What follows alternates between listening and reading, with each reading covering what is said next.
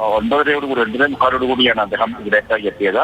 ഇവിടെ എത്തി ഇവിടുത്തെ പ്രശ്നബാധിത മേഖലകളിലൊക്കെ തന്നെ അദ്ദേഹം സന്ദർശിച്ചു. അദ്ദേഹത്തോടൊപ്പം സൈന്യത്തിന്റെ ഒരു ലഫ്റ്റനന്റ് കേണൽ അടക്കമുള്ള ആൾക്കാരുണ്ടായിരുന്നു. അവരൊക്കെ തന്നെ ഇവിടെ എന്താണ് സംഭവിച്ചത്, ഈ ദുരന്തത്തിന്റെ വ്യാപ്തി എന്താണെന്ന് സംബന്ധിച്ച് കേന്ദ്രമന്ത്രിയെ വിവരിച്ചിട്ടുണ്ട്. അതിനുശേഷമാണ് അദ്ദേഹം മാധ്യമങ്ങളോട് സംസാരിച്ചത്.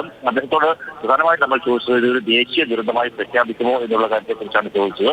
അപ്പോൾ അദ്ദേഹം പറഞ്ഞത് ഇത് ദേശീയ ദുരന്തമായി പ്രഖ്യാപിക്കുന്നതിന് നടപടിക്രമങ്ങളുണ്ട്. സംസ്ഥാന സർക്കാർ ഇതിന്റെ ഒരു പ്രശ്നങ്ങൾ, ഇതിന്റെ വ്യാപ്തി എന്താണ് എന്നത് സംബന്ധിച്ച് ഒരു റിപ്പോർട്ട് തയ്യാറാക്കി അത് കേന്ദ്രത്തിന് സമർപ്പിക്കുക. അതിനുശേഷം ആണ് ഇത് സംബന്ധിച്ച് ഒരു ദേശീയ ദുരന്തം അടക്കമുള്ള കാര്യങ്ങളിലേക്ക് ഒരു പ്രഖ്യാപനത്തിലേക്ക് പോവുക. ഇപ്പോൾ അദ്ദേഹം മുണ്ടക്കയിൽ നിന്ന് ഇപ്പോൾ ചൂരൽമല ഭാഗത്തേക്ക് എത്തിക്കൊണ്ടിരിക്കുകയാണ്. അതിനുശേഷം അദ്ദേഹം വയനാട് കളക്ടറേറ്റിലേക്ക് എത്തും. അവിടെ കളക്ടറുടെ സാന്നിധ്യത്തിൽ അവലോകന യോഗം ചേരും. ആ അവലോകന യോഗത്തിന് ശേഷമായിരിക്കും ഒരു അന്തിമ ഒരു പ്രഖ്യാപനത്തിലേക്ക് കാര്യങ്ങൾ പോവുക. ഏതായാലും നമുക്ക് മനസ്സിലാക്കുവാൻ സാധിക്കുന്നതനുസരിച്ച് ദേശീയ ദുരന്തമാക്കണം എന്നുള്ള ഒരു ആവശ്യം നേരത്തെ തന്നെ രാവിലെ ടൂറിസം മന്ത്രി മുഹമ്മദ് റിയാസുമായി അദ്ദേഹം കൂടിക്കാഴ്ച നടത്തിയ സമയത്ത് തന്നെ സംസ്ഥാനത്തിന്റെ ഒരു താല്പര്യം അറിയിച്ചിട്ടുണ്ട്. അതിന് അതേ ചൂണ്ടിയുള്ള തുറന്നുള്ള ഒരു ചർച്ചകളായിരിക്കും അല്ലെങ്കിൽ അത്തരത്തിലുള്ള ഒരു നീക്കങ്ങളായിരിക്കും സംസ്ഥാന സർക്കാരിന്റെ ഭാഗത്തു നിന്ന് ഉണ്ടാകുക.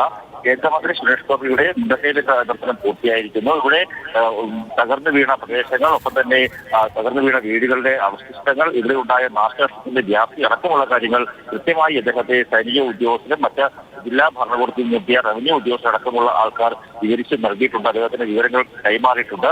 ഇനി അദ്ദേഹം നേരിട്ട് കണ്ട കാര്യങ്ങൾ കേന്ദ്രത്തിൽ ധരിപ്പിക്കുക എന്നുള്ളതാണ് പ്രധാനമായിട്ടുള്ള കാര്യം. അതൊരു റിപ്പോർട്ടായി തന്നെ കേന്ദ്രത്തിന് കൈമാറുന്നു എന്നുള്ളതാണ് നമുക്ക് മനസ്സിലാക്കുവാൻ സാധിക്കുന്നത്.